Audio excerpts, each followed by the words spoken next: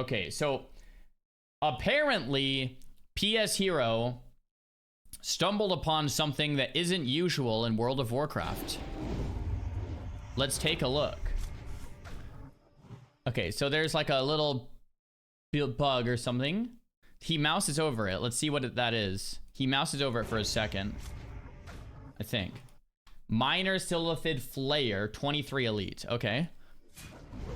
Okay, this right here is not normally in the middle of the Barrens, and you can see PS Hero looks a bit confused.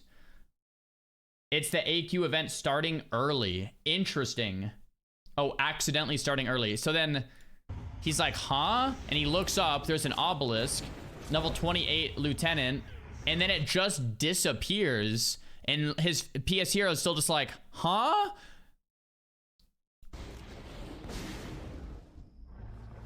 I like how he doesn't say anything the entire clip. Bro, guys, if you want to check out a streamer who is just the most chill environment of all time, check out PS Hero, man. My man is such a good gamer, and he's sitting there just vibing out, killing mobs. He sees an obelisk and doesn't say a thing.